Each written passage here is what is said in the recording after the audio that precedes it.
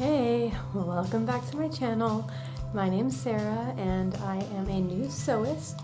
I have been sewing for just under 1 year. Today is December 17th, so I am almost at 1 year with this hobby.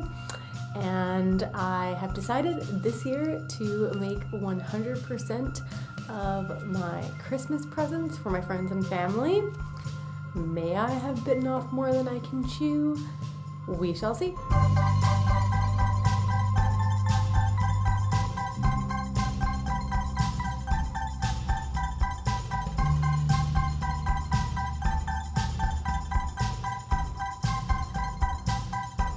So to round out this sewing bonanza, let me walk you through what I'm making. And I do have it written down here because it is kind of a lot. So here we go. I'm going to be making 7 tote bags, 2 makeup bags, 1 purse, and 1 collar.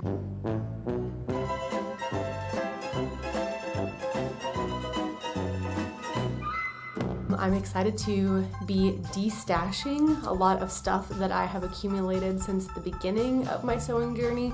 I have a ton of upholstery fabric that I had been looking forward to using but didn't really know what project would be well suited for it. So I think that these tote bags will be the perfect opportunity to use that fabric. So yeah, how about we just go ahead and hop right into it and I'll show you my plans.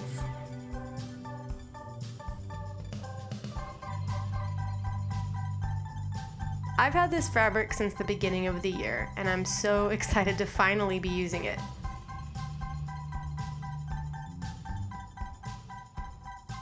Gotta give it a little pat for good luck.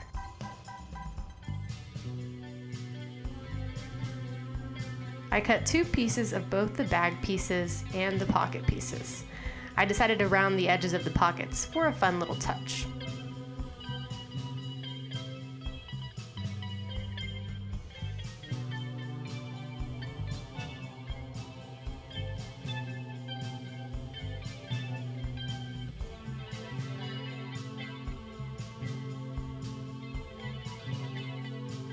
This fabric I used for my first Pomona pants. It's a linen and it's not very stiff, so I've decided to line it with this burnt sienna cotton fabric.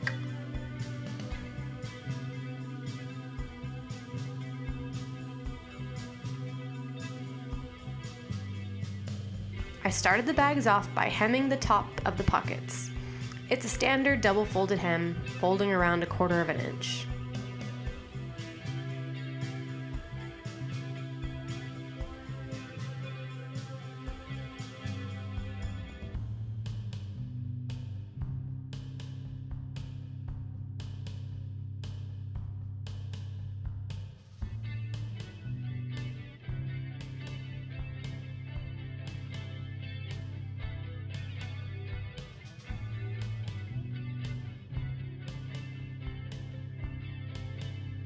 Now I have right sides together and I'm placing the hemmed pocket piece a bit lower so the bottoms of the pockets match.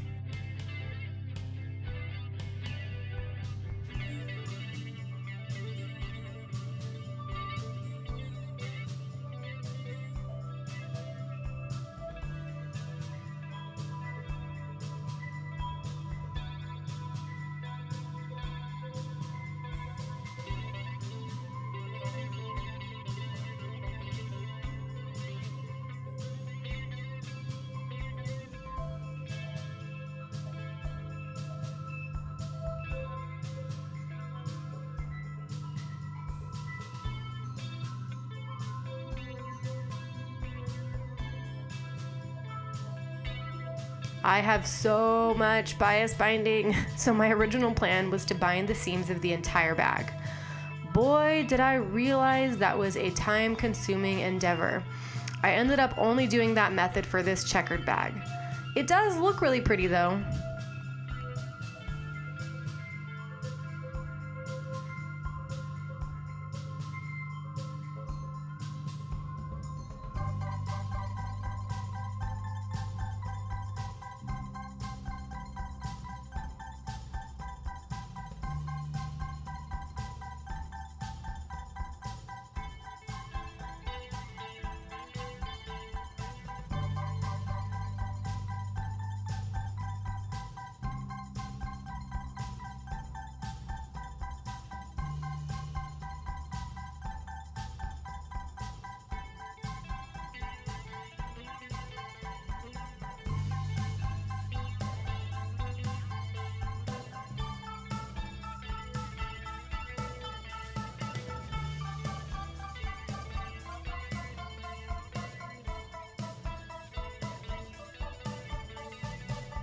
I'm trying to fold the binding over to cover the stitching as best as I can.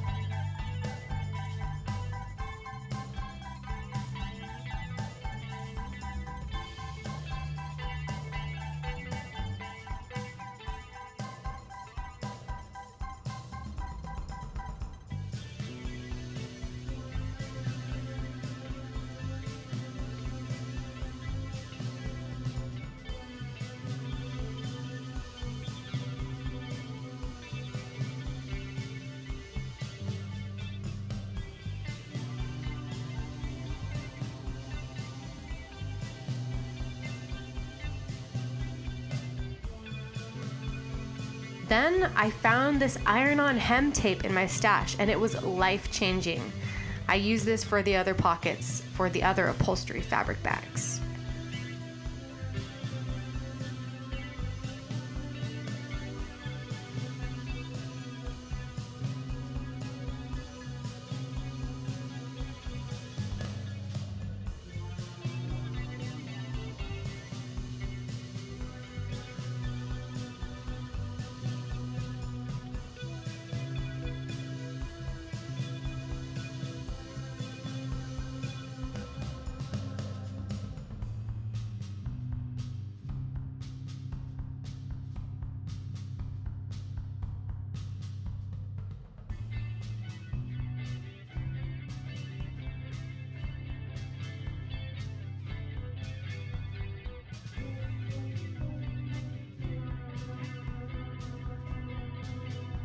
Pin the bag right sides together and sew 3 of the 4 corners, leaving the top part open.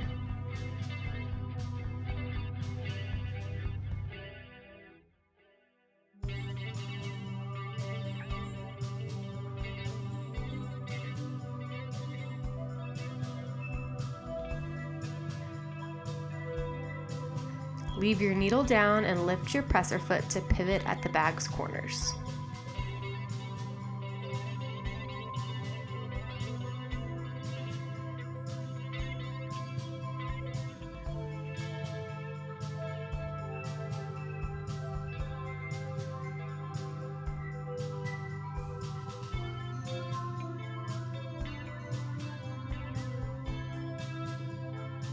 I chose to box the corners by measuring 1 inch at both corners of the bag.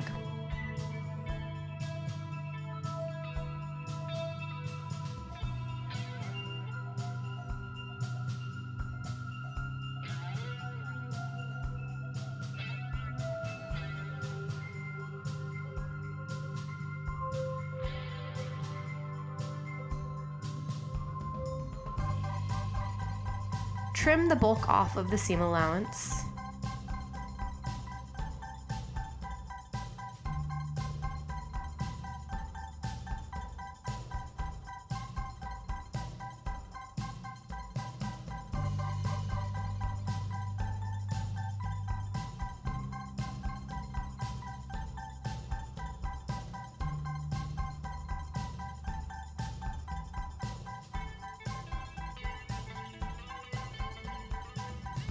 We will end up with a bag that holds its shape a little better once we put some items in it.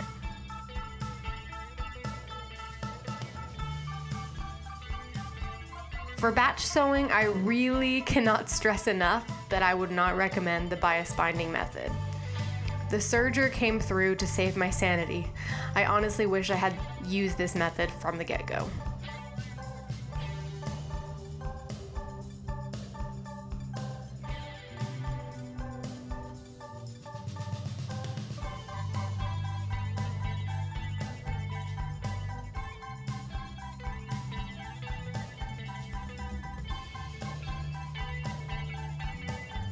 Sew the long side of your straps right sides together.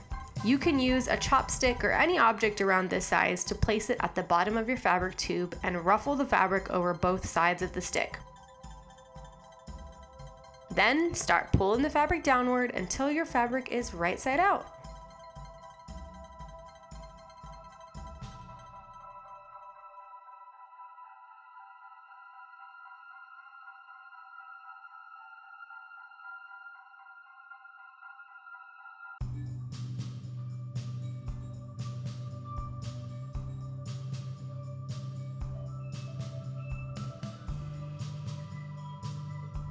I like to align my seams to one side before pressing down the straps.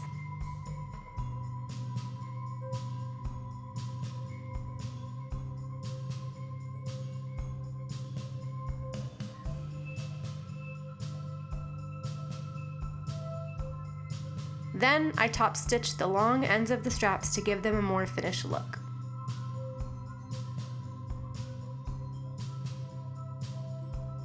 Place the straps wherever you want them.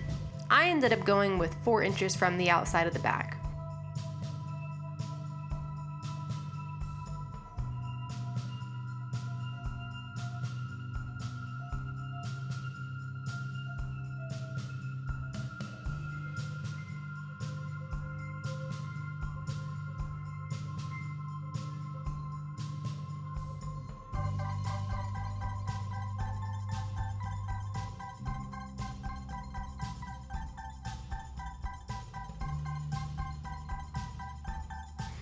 After pinning, I like to hold the bag up just to make sure the straps aren't twisted before I sew them on.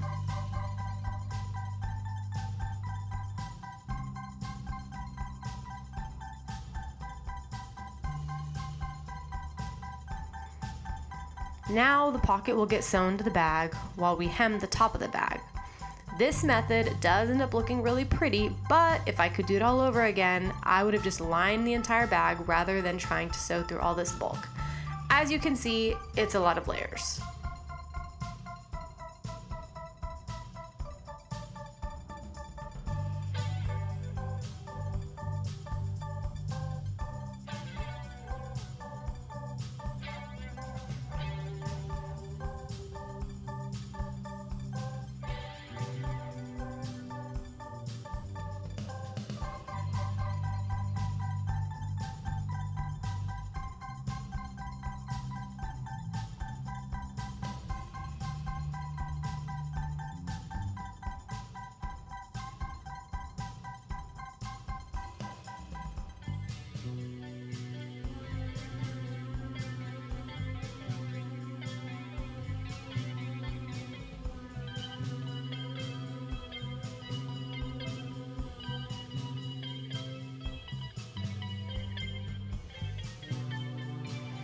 Finally, flip the straps up and sew them down so the straps are fixed in an upright position.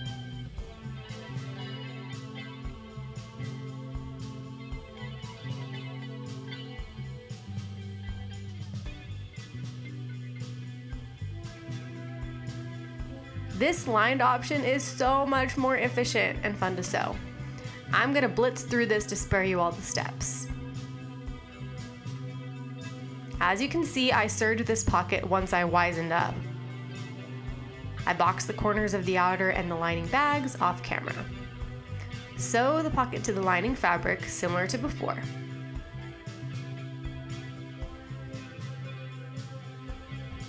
Now place the outer bag inside the lining bag so the bags are right sides together.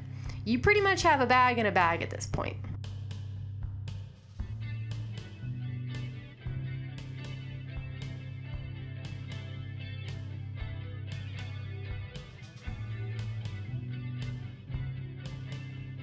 Make sure to line up your side seams.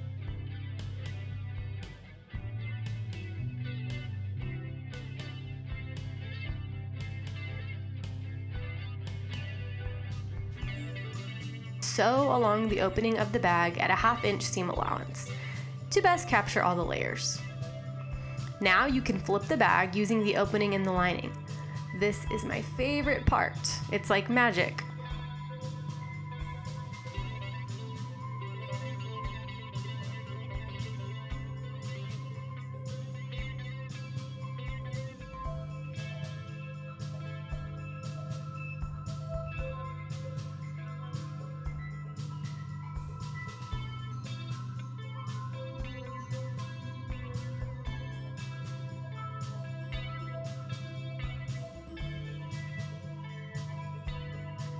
Sew the lining closed, press, and voila! Rookie mistake incoming.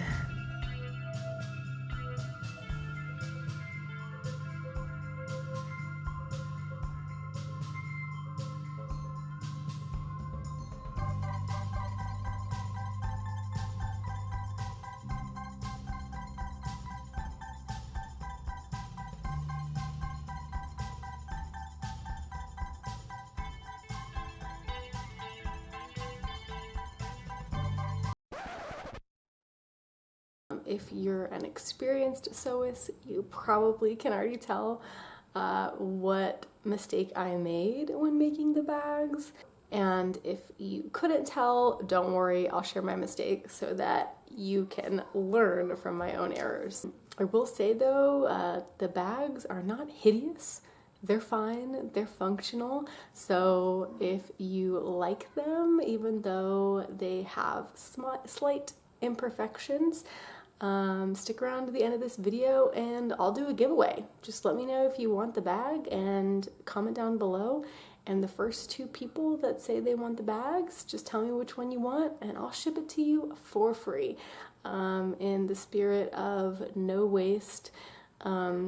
Plus, you know, it doesn't hurt that I'll just go ahead and get to destash some more fabric in the round 2 of making these makeup bags. Being that they are gifts, I want to make them look as perfect as possible, so I'm gonna redo them. But I did want to come on here and just be honest with you guys. I'm still new at this, just basically 1 year in, by the end of this year. 1 year into this hobby, and I'm not perfect. Even though I've already made these zip-up pouches 2 times before, I still messed up. Now, I did waste 2 of my pretty zippers on that project. So that's the only thing that I am legitimately bummed about. Here's what I did wrong. I used zippers that were longer than my bag fabrics. You want to make sure your zipper edge is flush with the edge of your fabric. Place the lining and the zipper right side up and outer fabric right side down and sew along the top of the bag.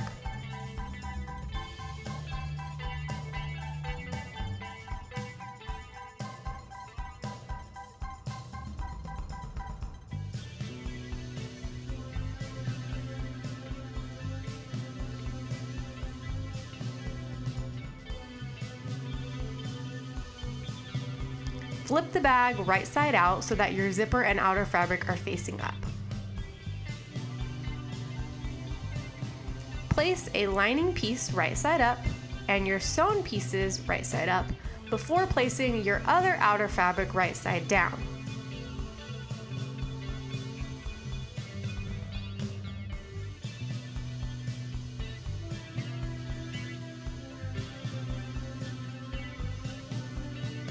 Pressing really makes all the difference in the final product.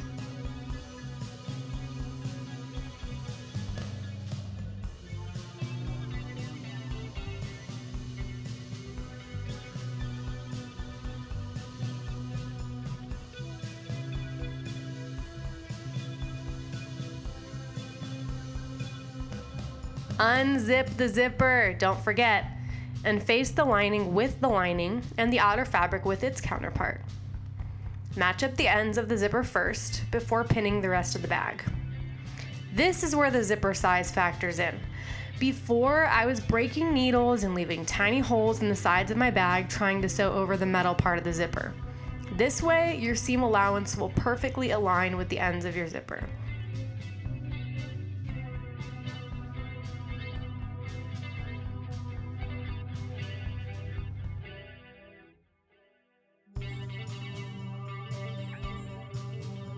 If you want to add a little tag, this is the time to pin it in.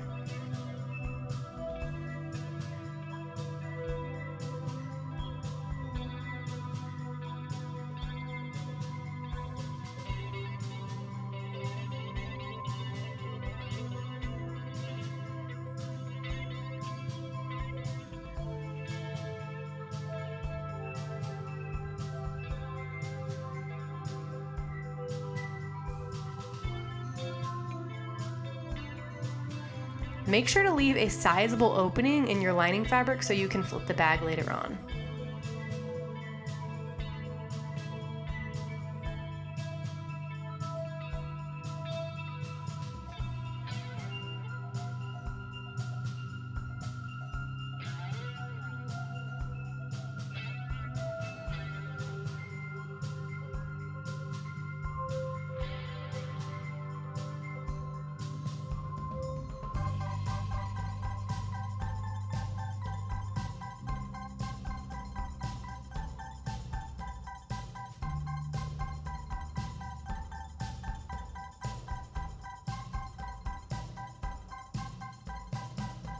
Sew up the lining and you're done. I sewed one pot holder for my mom and the other for my mother-in-law. They were a hit. Start with your faux binding material. This will give the pot holder a cute little border. To make the loop for hanging the pot holder, fold the fabric in half, then fold the halves in half to encase the raw edges. Press that down and sew along the long edge of the fabric. I'm using a duck canvas for the loops and the primary fabric, just to make the pot holders feel extra sturdy. I'm also using Insulbrite to make sure these pot holders are truly heat resistant. But I've also heard that you can layer in some old towels if you don't have insulated lining. I have duck canvas cut to the same size as the Insulbrite. I've attached my binding strips and pressed them outward. I also attached the little loop and trimmed off the seam allowance. I made sure to leave an opening in the binding for turning the fabric right side out. Don't forget this step. Place the top piece right side down and sew all 4 sides of the square. You know the drill.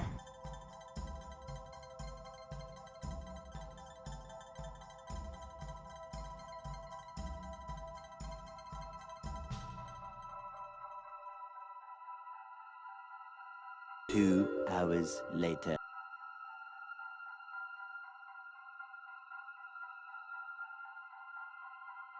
I added a cute little tag at the opening and then top stitched the rest of this bad boy down.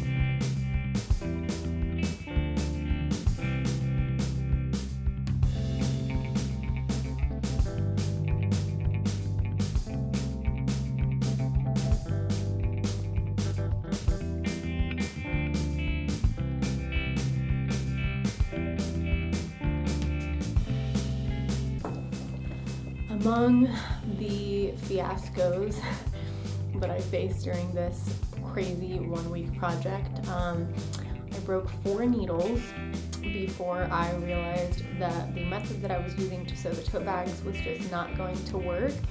It was forcing me to sew through like 5 layers of fabric, and yeah, my machine just couldn't handle that. Also, new sewers out there, I learned something new. Shout out to the Reddit sewing community. You need to use sturdier needles to sew through a bunch of layers of fabric. So I ordered furiously, quickly on Amazon, size 16, size 18 denim needles to try to sew through the fabric, only to find out that I had also damaged my needle plate on my sewing machine.